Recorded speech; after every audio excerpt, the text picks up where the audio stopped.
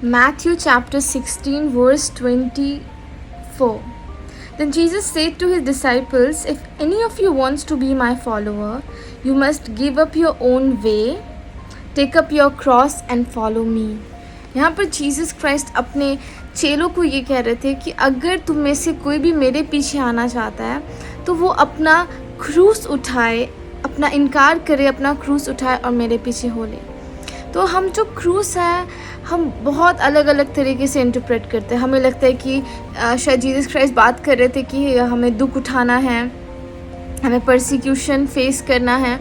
हम बहुत अलग अलग तरीके से इसको इंटरप्रेट करते हैं, पर एक्चुअली में क्रूस क्या है, और मैं आपको क्रूस को एक्सप्लेन करना चाहूँगी। जो आपका क्रूस है उसको मैं एक्सप्लेन करना चाहूँगी एक बाइबल वर्स के साथ, और वो ये है कि मैथ्यू चैप्टर 7 में जीसस क्राइस्ट कहते हैं कि बहुत लोग होंगे जो मुझे कहेंगे, लॉर्ड लॉर्ड, क्या मैंने आपके नाम में दुष्ट आत्माओं को नहीं निकाला? क्या मैंने मिरेकल्स नहीं किए, चमत्कार नहीं किए? क्या मैंने प्रोफेसाई नहीं किया? तो जीसस क्राइस्ट कह देंगे कि मुझसे दूर हो जाओ कुकर्मियों, मैं तुम्हें नहीं जानता। और जीसस क्राइस्ट वहाँ पर कह रहे थे कि जो प्रभु प्रभु कहेगा वो स्वर्ग के राज्य में प्रवेश नहीं करेगा, बल्कि वो करेगा जो मेरे पिता की मर्ज़ी को पूरा करेगा। तो हमारा जो क्रूस है वो पिता की मर्ज़ी है। जीसस क्राइस्ट कहते हैं कि पिता की मर्ज़ी जो हमारे जीवन में वो हमारा क्रूस है, और हमें क्या करना है? अपने आप को डिनाई करना है। हम अपने आप को डिनाई किए बिना उस मर्ज़ी को कभी भी हम पूरा नहीं कर सकते हैं। जीसस क्राइस्ट जब उस क्रूस को लेकर जा रहे थे तो लोगों के लिए था कि एक सिनर क्या हो रहा है, पनिश हो रहा है, जबकि जीसस क्राइस्ट ने कभी भी सिन नहीं किया था। तो वो क्रूस लोगों के लिए एक पनिशमेंट था, सतावट था, परसिक्यूशन था, अलग अलग प्रकार की चीज़ें थी। पर वो जीसस क्राइस्ट के लिए उसके पिता की मर्ज़ी थी कि वो उस मर्ज़ी को इस संसार में क्या करने आया था, पूरा करने आया था। आज मेरे और आपके लिए भी वो क्रूस है, परमेश्वर की मर्ज़ी। एंड मैं आपको बताना चाहती हूँ कि the enemy is after it. वो चाहता है कि हमारे जीवन में वो क्रूस ना हो, हम बिना क्रूस के क्रिश्चियन लाइफ जिए, जो कि इम्पॉसिबल है। जब जीसस क्राइस्ट उस विल्डरनेस में होते हैं, जब वो 40 दिनों के फास्ट में होते हैं, तो शैतान क्या करता है? आके उन्हें अटेम्प्ट करता है, उनकी परीक्षा लेता है। और जब तीसरी बार जो वो कहता है, जो तीसरी बात वो कहता है, वो ये कहता है कि वो जीसस क्राइस्ट को इस पूरे वर्ल्ड को दिखाता है और कहता है, अगर तू मुझे दंडवत करेगा तो मैं तुझे ये सब कुछ दे दूँगा। और वहाँ पर जीसस क्राइस्ट कहते हैं, अगर हम मैथ्यू 4 उसका 10th वर्स पढ़ते हैं, उसमें लिखा, जीसस क्राइस्ट कहते हैं, गो सेटन। और उसके बाद जीसस क्राइस्ट कहते हैं कि ऐसा लिखा है कि परमेश्वर के अलावा किसी और के आगे दंडवत मत करना। इस रीति से जीसस क्राइस्ट उसको रिप्लाई करता है, और शैतान वहाँ से क्या हो जाता है? चला जाता है। एक्चुअली शैतान वहाँ पे क्या कर रहा था? सेटन क्या कर रहा था? वो जीसस क्राइस्ट को कह रहा था कि तुम्हें उस क्रूस को उठाने की ज़रूरत नहीं है, मैं तुम्हें ये वर्ल्ड दूंगा। शैतान हम सबको वो शॉर्टकट देना चाहता है। वो नहीं चाहता कि हम गॉड के उस विल को जो हमारे लिए है, उस विल में हम चलें, क्योंकि जब हम उस विल में चलते हैं तो we walking in the authority of God, क्योंकि वो क्रूस ही है जहाँ पे विक्ट्री है, जहाँ पर पावर है, और जहाँ अथॉरिटी है, जहाँ अधिकार है, जहाँ सामर्थ्य है। और उस विल से वो चाहते हैं कि हम भटक जाएं, और शैतान यही हार नहीं मानता। फिर से जब जीसस क्राइस्ट मैथ्यू चैप्टर 16 जब हम पढ़ रहे थे, इसमें ही अगर हम पढ़ें, अगर हम 21 वर्स से पढ़ते हैं, तो यहाँ पर जीसस क्राइस्ट क्या होता है कि वो बता रहे होते हैं कि ये होने वाला है, ऐसा मैं पकड़वाया जाऊँगा, वो मुझे ऐसे अरेस्ट कर लेंगे, फिर ऐसे मार दिया जाऊँगा, कब्र जाऊँगा। इस रीति से जीसस क्राइस्ट अपने आने वाली बातों को बता रहे होते हैं। और वहाँ पर क्या होता है? पीटर जीसस क्राइस्ट को साइड में ले जाके कहते हैं कि आपके साथ ऐसा कभी भी ना हो।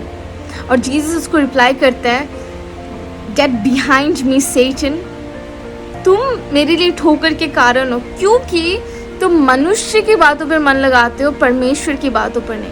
तो जीसस यहाँ पर पीटर को नहीं कह रहा था, जीसस यहाँ पर शैतान को कह रहा था, क्योंकि वो सेटन क्या कर रहा था? फिर से आकर जीसस को बोल रहा था कि you don't need the cross, तुम्हें क्रूस पे जाने की ज़रूरत नहीं है।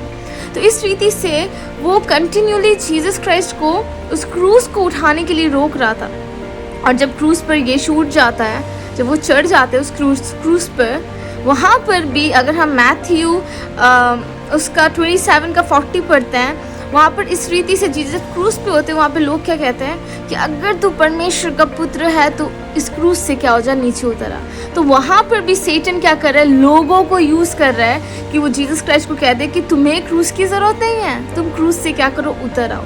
तो सैटन हमारे जीवन में भी हर तरीके से लोगों के द्वारा, हमारे बहुत ही करीबी जनों के द्वारा भी, जैसे कि पीटर बहुत ही करीबी था जीसस का, तो हमारे भी करीबी लोगों के द्वारा या फिर किसी भी चीज़ के द्वारा वो आकर हमें ये कहेगा कि तुम्हें क्रूस उठाने की ज़रूरत नहीं है।